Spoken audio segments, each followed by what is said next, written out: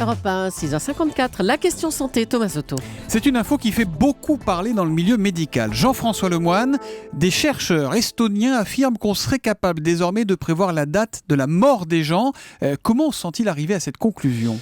D'abord, Thomas, vous l'avez souligné, ce qui est troublant dans cette étude, c'est que les médecins se proposent de répondre à cette question chez des gens en parfaite santé apparente, qui n'ont aucune raison de se la poser. C'est quand même une démarche très particulière. Alors, le secret serait contenu dans les biomarqueurs, ce sont les substances que le corps sécrète pour véhiculer les défenses ou les maladies du corps, qui me font dire, par exemple, qu'un jour, une simple prise de sang nous permettra de diagnostiquer les maladies mentales et donc d'injecter des antidotes.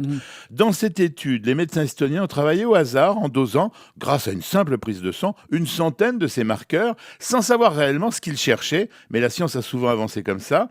Ils ont répété régulièrement leur prise de sang pendant plusieurs années sur près de 10 000 personnes qui avaient de 18 à 103 ans. Et donc quoi, Jean-François, ils ont découvert que certains de ces biomarqueurs étaient ceux de la mort, c'est ça ? Oui, c'est là que l'histoire devient surprenante. Comme ces médecins revoyaient leurs malades régulièrement, il y avait au moins un événement incontournable à signaler, le décès. Pas difficile. Oui. En revanche, surprise, 4 marqueurs sur les 106 testés prédisaient clairement le risque de mourir au cours des 5 années suivantes. Ouais, donc c'est bien ce que je dis, c'est une sorte de test de la mort avec une simple prise de sang, c'est Oui, ça ? oui, toujours. Selon ces chercheurs, les gens situés dans la zone rouge risquent 19 fois plus de décéder dans les 5 ans que les personnes classées dans la zone la moins dangereuse. Mais alors ils ressemblent à quoi ces marqueurs qui lisent l'avenir en quelque sorte, qui peuvent prédire notre mort ? C'est rien que des choses simples. Par exemple, dès que vous connaissez bien le taux d'albumine ou de celui de mauvais cholestérol, donc je peux, avec une ordonnance, vous demander le dosage en fin de matinale. Ouais. C'est vraiment une prise de sang simple et on aura les résultats de ce soir. Oui, bon, non, je suis pas sûr de vouloir, pour être tout à fait franc, docteur. Mais vous êtes sûr que c'est bien sérieux votre affaire ? Je sais pas si j'ai pas envie d'y croire parce que ça me fait un peu peur, mais ça me paraît curieux.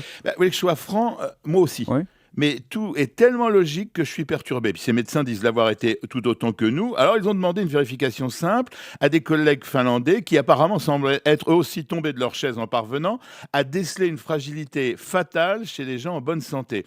Et puis c'est une revue anglo-saxonne, PLOS Medicine, qui a plutôt bonne réputation, qui vient de publier tout ça. Bon, mais concrètement, il va se passer quoi maintenant ? C'est quoi l'étape d'après, docteur ? Compte tenu de la simplicité des tests, je pense que la vérification par des gens incontestables va vite être faite. Si c'est exact, il faudra ensuite définir à qui on va faire ces dosages et à quel rythme. Tous les 5 ans, toutes les semaines pour les hypochondriaques.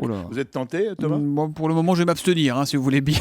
Parce qu'il y a vraiment un problème quand même, si c'est vrai. Ouais. On va savoir quand on va mourir, mais pas de quoi. Alors bonjour l'éthique. Ouais. Alors, cette question, combien de temps il me reste à vivre ? On a dû vous la poser des dizaines de fois par des gens très malades. Alors, comment vous réagissez ? C'est quoi votre attitude ? Toujours partagé entre l'idée que le peu de temps qui reste à vivre, autant de le faire sereinement, et la certitude qu'il est meilleur pour ceux qui restent d'avoir eu le temps de dire au revoir.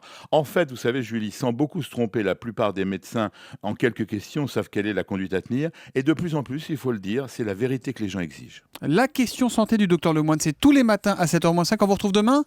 À demain. Votre prise de sang nous confirme qu'on sera encore là demain ? Oui, vous en faites Bon, pas. c'est une bonne Je nouvelle. suis là, je veille.